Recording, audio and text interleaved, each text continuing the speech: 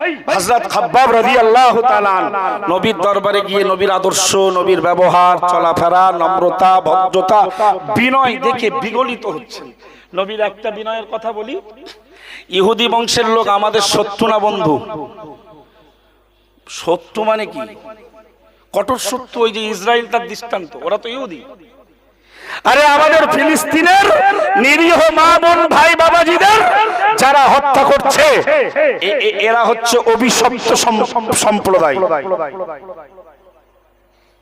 ইহুদি ধর্মের এক যুবক কানা মারিদ, অসুস্থ হলেন। ইন্না গুলামান মিনাল ইহুদি কানা মারিদ ফাআতাহু নবিয়্যু সাল্লাল্লাহু আলাইহি ওয়াসাল্লাম ইয়াউদুহু ফাজালাসা ইনদা রাসিহি। নবী ইহুদি ধর্মের যুবক ছেলেটাকে, অসুস্থ ছেলেটাকে দেখতে গেছে। সুবহানাল্লাহ। ধর্মে কি নবীকে মানে, তার মানে পড়োশি পাশাপাশি বাস করে। নবী দেখতে গেলেন, দেখতে গিয়ে তার মাথার শিওরে বসলেন। জোরে বলুন। প্রিয় নবী আমার এক পর্যায়ে বললেন, মাথার ধারে বসে বললেন, হে বাবা ইহুদি ধর্মের যুবক, আসলিম, তুমি ঈমানের কালেমা পড়ে মুসলমান হয়ে যাও। না না না না না, আল্লাহ পাকের নবী মুহাম্মদুর রাসূলুল্লাহ সাল্লাল্লাহু আলাইহি ওয়াসাল্লাম এই কথা বলার সাথে সাথে ফানাজারা ইলা আবিহি ওয়া হুয়া ইনদা রাসিহি, ওই যুবক ছেলেটা মাথার আর এক পাশে আব্বা বসেছিল, বারবার করে আব্বার দিকে তাকাচ্ছিল। আমার জীবনের শেষ মুহূর্তে আমার আব্বা কি পরামর্শ দেয়। কিছুক্ষণ অতিবাহিত হয়ে গেল।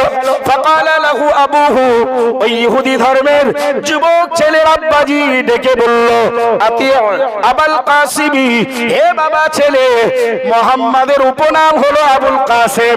আবুল কাসেম মুসলমানদের নবী মুহাম্মদুর রাসূলুল্লাহ সাল্লাল্লাহু আলাইহি ওয়াসাল্লামের কথাটা এই মুহূর্তে তুমি স্বীকার করে নাও। আরো মন খুলে বলুন। ফাআসলামা, ছেলেটা ঈমানের কালেমা পড়ে মুসলমান হলো। কিসে? শুধু রাসূলুল্লাহর আদর্শে, নম্রতা, ভদ্রতা, বিনয় প্রকাশে। জোরে বলে। এই জন্য তো ডক্টর এইঝাট 100 মণিদের জীবন নিয়ে একসঙ্গে করলেন। তার প্রথমে স্থান দিলেন প্রফেট মুহাম্মদুর রাসূলুল্লাহ সাল্লাল্লাহু আলাইহি ওয়াসাল্লাম। জোরে বলে। জিজ্ঞাসা করা হলো, খ্রিস্টান ধর্মের এইঝাট, তোমার খ্রিস্টান ধর্মের কোন মনীষী পেলে না? বলল, আমি তামাম পৃথিবীর বড় বড় মনীষীদের জীবন অধ্যয়ন করে দেখেছি। মুহাম্মাদের মতো পবিত্র জীবন, আমানতদারির জীবন, সততার জীবন এই পৃথিবীতে আর কারণ নাই। আর মন খুলে বলে। যুগে যুগে যারা মুহাম্মদ সাল্লাল্লাহু আলাইহি ওয়াসাল্লামের এগেইনস্টে এসেছিল, তাদের জ্বলন্ত প্রমাণ হলো আবু জাহাল। কে বলুন? ইসলামের প্রথম যুদ্ধ, ইসলামের যুদ্ধ নয়, ইসলামের আত্মসমর্পণকারী মুসলমানদেরকে যুদ্ধ করতে বাধ্য করা হয়েছে। এই যুদ্ধেই মাআজ আর মুআওয়াজ নামীয় দুই ভাই, এরাই সাবার করে দিল আবু জাহালকে। সাহাবীরা বলে, সম্ভবত আব্দুর রহমান নাম, বলে আমার পাশে দাঁড়িয়ে বলছে, চাচা আবু জাহালের একটু ঠিকানা দিতে পারবেন? হুজুর দেখছে পাশে যে এরা কি বলে।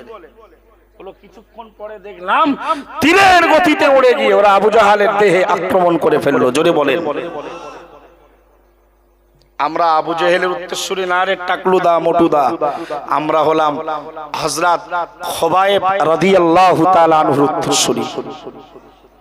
আমরা উহুদের ময়দানে পৃথিবীর মানুষের জন্য উজ্জ্বল দৃষ্টান্ত রাখা প্রিয় নবীর চাচা যান আমিরে হামজার উত্তরসূরি। উহুদ ময়দানে যারা গিয়েছেন দেখেছেন, উহুদের ময়দানে ওই শুহাদায়ে উহুদ সাহাবীদের মাজারগুলো একটা জায়গায় লোহার বেড়া দিয়ে ঘেরা, তার ডান দিকে হযরত আমিরে হামজা শুয়ে রয়েছেন। অনেক বড় কবর। হুজুর গেছেন মাশাআল্লাহ।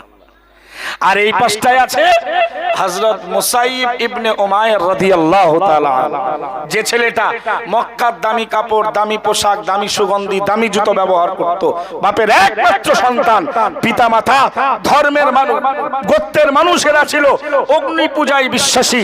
এই ছেলেটাও প্রিয় নবীর আদর্শে মুখরিত হয়ে ঈমানের কালেমা পড়ে উহুদের মরুপ্রান্তরে ঈমান ইসলাম আল্লাহর জন্য জীবন বিলীন করেছে। আমরা সেই মুসাইব ইবনে উমাইরের উত্তরসূরি।